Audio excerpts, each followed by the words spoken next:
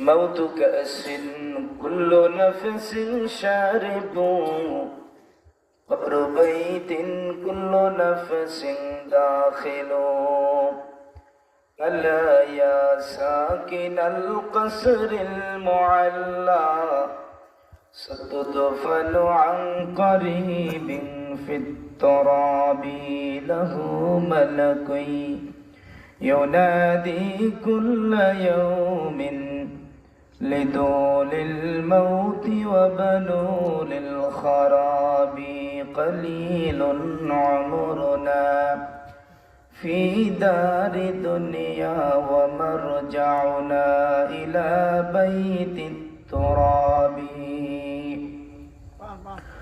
সকল প্রাণী মৃত্যুর বেলা করিবে যে পান কবর দেশে যেতে হবে যাদের আছে প্রাণ ঠিক কিনা সকল প্রাণী মৃত্যুর বেলা করিবে যে পান কবর দেশে যেতে হবে যাদের আছে প্রাণ হে বিলাস বহুল বাড়ি অট্টালিকার অধিকারী অচিরে তোর দিতে হবে কবর দেশে পারি অচিরে তোর দিতে হবে কবর দেশে পারি এই দুনিয়ায় খুবই অল্প আমাদের জীবন অবশেষে মাটির ঘরে মোদের পদার্পণ অবশেষে মাটির ঘরে মোদের পদার্পণ إن الذين آمنوا وعملوا الصالحات كانت لهم جنات الفردوس نزلا নিশ্চয়ই যারা ঈমান এনেছে নেক আমল করেছে আল্লাহ রাব্বুল আলামিন তাদের জন্য মেহমানদারি হিসেবে পুরস্কার হিসেবে রব্বে কারীম তাদের জন্য জান্নাতুল ফেরদাউস প্রস্তুত করে রেখেছেন সুবহানাল্লাহ কানাত লাহুম জান্নাতুল ফেরদাউস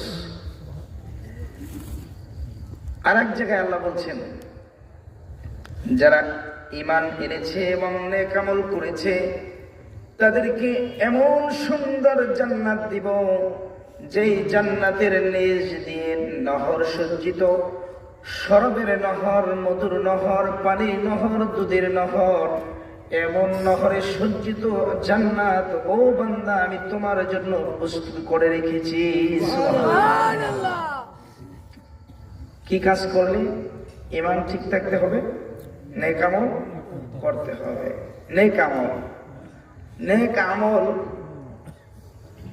অনেক নেক আমলের সমষ্টিগত হলো ইবাদত নেক আমল নামাজ রোজা হজ যাকাত তাসবিহ তাহলিল করা জিকির করা ভালো কাজ করা মানুষের সাথে ভালো ব্যবহার করা সব কিছুই কি নেক আমল আমাদের যখন মৃত্যু হবে যখন মালাকুল মউত আসবে তখন আপনার আমার সাথে দোকান যাবে ব্যবসা যাবে না জায়গা জমি যাবে না টাকা পয়সা যাবে না স্বর্ণ গয়না যাবে না দুনিয়ার ক্ষমতা যাবে না শক্তি সামর্থ্য যাবে না কিছুই যাবে না এটা সত্য কথা তো নাকি দিবালোকের মতো পরিষ্কার সবার কাছে পরিষ্কার মানুষের যখন মৃত্যু হয়ে যায় তখন ওই মানুষটা খালি হাতে শূন্য হাতে চলে যায় মুরব্বী বাবাজিরা যুবক ভাই পর্দার অন্তরালের মা আমার আপনারও যখন মৃত্যু হয়ে যাবে হাত দুইটা খালি থাকবে হাতের মধ্যে টাকা থাকবে না হাতের মধ্যে পয়সা থাকবে না আমার জায়গা আমার জমিন সারা জীবন ভর যেই সম্পদকে আমার বলে ক্ষমতা দেখাইলাম আমার টাকা আমার পয়সা আমার গাড়ি আমার বাড়ি আমার জমিন মালাকুল মউত যখন এসে গেল, জান কবজ হয়ে গেল। এখন আমার জমিন না, আমার না, আমার টাকা যেটা ছিল এটা আমার না, আমার সম্পদ কিছুই আমার সঙ্গে গেল না। খালি হাতে, রিক্ত হাতে, শূন্য হাতে আমাকে কবর দেশে যেতে হলো। ঠিক কিনা? ও মুসলমান ইমানদার, আজকে যে সম্পত্তিকে, যে জমিনটা আপনি আমার বলে চাষাবাদ করতেছেন, দাবি করতেছেন, একটা সময় এটা আপনার ছিল, আপনার বাবার ছিল। বাবা কবরে নিয়ে যেতে পারে নাই। একটা সময় আপনার বাবার ছিল না, আপনার দাদার ছিল। ঠিক কিনা? দাদাও কবরে নিয়ে যেতে পারলো না। আজ আপনি ব্যবহার করতেছেন, ভোগ করতেছেন। মৃত্যু যেদিন হয়ে যাবে, আপনার সাথে এই জমির, এই ব্যবসায়, টাকায়, পয়সা, দুনিয়ার ক্ষমতা, লোভ, লালসা, বাহাদুরি, ক্ষমতা কিছুই আপনার সাথে যাবে না। আমার প্রিয় ভাইরা, যাবে কি? প্রশ্ন হলো কি নিয়ে যাব, আমার সঙ্গে কি হবে? হায় হায়, ও মুসলমান ইমানদার, আজকে মানুষ এই প্রশ্নটা নিজেকে নিজে করে না, এটা ভুলে গেছে যে আমি আসলে কি নিয়ে যাব, কি নিয়ে যাব। ঢাকা যাইতে হলে সাথে টাকা নেওয়ার দরকার আছে। ঢাকা কেন যাইব? বলে যে উদ্দেশ্যে যাইবে সেই উদ্দেশ্যের সামানা নিয়ে যাইতে হয়। আপনি যদি ঢাকা বেচা কিনা করতে চান, টাকা সাথে নিতে হইবে কিনা? নিতে হইবে। আপনি যদি ঢাকা কাজ করতে যান, আপনার হাতিয়ার নিতে হইবে। ও মুসলমান ইমানদার, কোন বোকা শূন্য হাতে ঢাকা রওনা দেয় না। কোন বোকায় ঢাকা যাওয়ার নিয়ে করার পরেও কুয়া কাটার গাড়িতে ওঠে না। ঠিক কিনা? ও আমার বাবারা, যুবক ভাই, পর্দার অন্তরের মা, ঢাকা যেতে হলে ঢাকার গাড়িতে উঠতে হয়। অন্য লাইনের গাড়িতে উঠলে ঢাকা কিন্তু পৌঁছা যাবে না। ঢাকা যেতে হলে সাথে টাকা নিতে হয়। টাকা ছাড়া গাড়িওয়ালায় গাড়িতে রাখবে না, নেবে না, ধার ধরে বের করে দিবে। তো আমি আর আপনি, কবর জগৎ এটা একটি দেশ, আলমী বর্ষকের দেশ, দুনিয়া একটা দেশ। দুনিয়ার জিন্দগি মৃত্যু নামক, মৃত্যুর মাধ্যমে খতম হবে। মৃত্যুর মাধ্যমে আমরা কবর জগতের বাসিন্দা হব। আমরা কবর পথের যাত্রী, সবাই কবর পথের যাত্রী। ঠিক কিনা? কিন্তু প্রশ্ন হলো, ওই কবরের জন্য আমাকে কিছু দিতে হবে কিনা? আমি কি নিয়ে রওনা করলাম?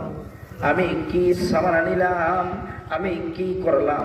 আমার নামাজের অবস্থা কি? আমার জিকিরের অবস্থা কি? আমার সিজদার অবস্থা কি? আমি কি নিয়ে কবরে রওনা করলাম? আমি কি মুসলমান হতে পারলাম? আরে আমি তো নামের মুসলমান হয়েছি। ঠিক কিনা? আরে আমি তো সিলের নামের মুসলমান হয়েছি। ওই ছোটবেলা আমার মুসলমানি করেছে, সেই সূত্রে আমি মুসলমান দাবি করতেছি। আমি মুসলমানের ঘরে জন্ম নিয়েছি বিদায় আমি মুসলমান দাবি করতেছি। কিন্তু প্রশ্ন হলো, আমার হাত দুইটাকে মুসলমান হলো? আমার জবানটা কি মুসলমান হতে পেরেছে? আমার চোখ দুইটাকে মুসলমান হতে পারলো? আমার জবান দিয়ে এখনো কত মিথ্যা কথা বলি, জবান দিয়ে জিকির আমি করি না, জবান দিয়ে ভালো কথা বলি না, কথায় কথায় খারাপ শব্দ ব্যবহার এসে যায়। তার মানে আমার জবান এখনো পাক হয় নাই, আমার জবান এখনো মুসলমান হয় নাই। আমার এই হাত দুইটা দিয়ে কত মানুষের উপরে জুলুম করি, নির্যাতন করি, ভালো কাজ করি না, তাসবিহ জপি না, জিকির করি না। এই হাত দুইটা আমার এখনো মুসলমান হতে পারলো কিনা? আমার চক্ষু দুইটা, আমার বয়স 60-70 হয়ে গেছে, এখনো বেকানা নারীর দিকে, সুন্দর নারী গেলে চেহারার দিকে আমার চোখটা চলে যায়। তার মানে আমার চোখের হেফাজত করতে পারি নাই, চোখ দুইটা এখনো মুসলমান আমি করতে পারি নাই। ও মুসলমান, প্রশ্ন হলো আমি কি নিয়ে রওনা করলাম? এই অবস্থায় যে মালাকুল মউত এসে যায়, আমার মৃত্যুটা কি মুমিনের মৃত্যু হবে না বেঈমানের মৃত্যু হইবে না গুনাহগারের মৃত্যু হইবে? যদি মুমিনের মৃত্যু হয় তাহলে তো আল্লাহ বলছেন নহরে সজ্জিত জান্নাতের মেহমান বানায়া দিবেন। সুবহানাল্লাহ।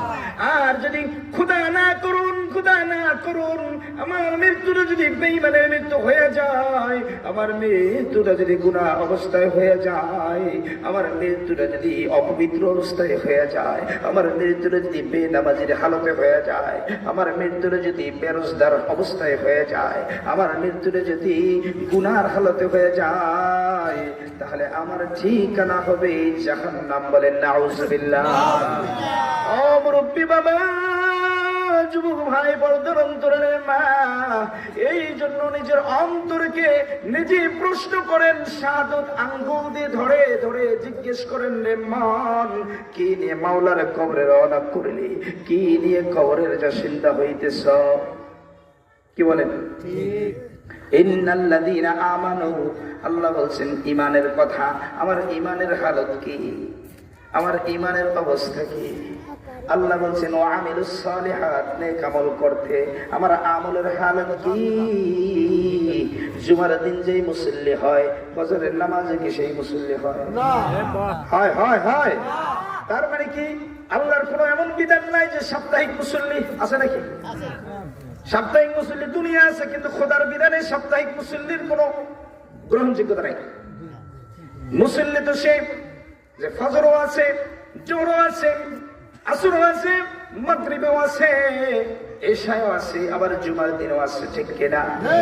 ও মুসলমান ইমানদার, শুধু ওই যে রমজান মাস আসতে দেখা যায়, দেখবেন ইফতারির সময় কত লোক, কত মুসল্লি সিরিয়াল দেয়, খবর নিয়ে দেখবেন সারাদিন খাইছে, পর্দার ভিতরে থেকে খাওয়া দাওয়া করছে, ইফতারির সময় সবার আগে বড় মুসল্লি আছে কি নেই? আপনাদের না থাকলো আমি ঢাকাতে থাকি, ওখানে অনেক আছে।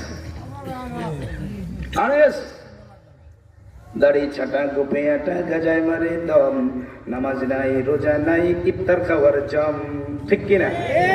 দাড়ি ছাটা, গোপে আটা, গাজায় মারে দম, নামাজ নাই, রোজা নাই, ইফতার খাওয়ার জম। এই হলো আজ যাদের নীতি, তারাই হলো বিচারপতি। ধর্মের বেলায় ঘুম, ধর্মের বেলায় ঘুম, ঠিক কিনা? মুসলমান ইমানদার, খাঁটি মুমিন হতে হলে, আমলওয়ালা হতে হলে ইসলামের পরিপূর্ণ বিধানকে আপনাকে মেনে চলতে হবে। আল্লাহ তাআলা বলেছেন, ইয়া আইয়ুহাল্লাযীনা আমানু দুখুলু ফিস-সিলমি কাফা, হে ঈমানদাররা, তোমরা ইসলামের মধ্যে পরিপূর্ণ ঢোকো, পরিপূর্ণ দাখিল হও, পরিপূর্ণ প্রবেশ করো। কোন নামাজি ব্যক্তি যদি মসজিদের দরজায় এক পাও রেখে আবার চলে যায়, অথবা জানালা দিয়ে দুই হাত ঢুকায় আবার বের করে, তাকে আমরা মুসল্লি বলি না। তাকে মুসল্লি বলা যায় না। মুসল্লিকে যে ওযু করছে, মসজিদে ঢুকছে, জামাতের সাথে নামাজ পড়ে, তাকে বলা হয় মুসল্লি। তার মানে পরিপূর্ণভাবে মসজিদে ঢুকছে, ইবাদত বন্দেগী করছে, পাঁচ ওয়াক্ত আসে, এই ব্যক্তিকে বলে মুসল্লি, ঠিক কিনা? ইসলামের পরিপূর্ণ বিধান আপনাকে মেনে চলতে হইবে, পরিপূর্ণভাবে ইসলামের গণ্ডির মধ্যে প্রবেশ করতে হইবে। কিছু করলাম না, ফজর পড়লাম, জোহর বাদ, ফজর আসর জোহর, সারা সপ্তাহে নামাজের খবর নাই। জুমার দিন দেখবেন মসজিদে জায়গা পাওয়া যায় না। আমার প্রিয় ভাইরা, আপনাকে এই সার কে দিল, এই সুযোগ কে দিল যে সারা সপ্তাহ নামাজ পড়তে হবে না? আপনার বাড়ির দরজায় মসজিদ, আপনার বাড়িতে মসজিদ। এখন মসজিদ তো মাইলকে মাইল হেঁটে যাইতে হয় না, কি বলেন? হয় না? মাথা ঘুরাইলে মসজিদ। আগের যুগের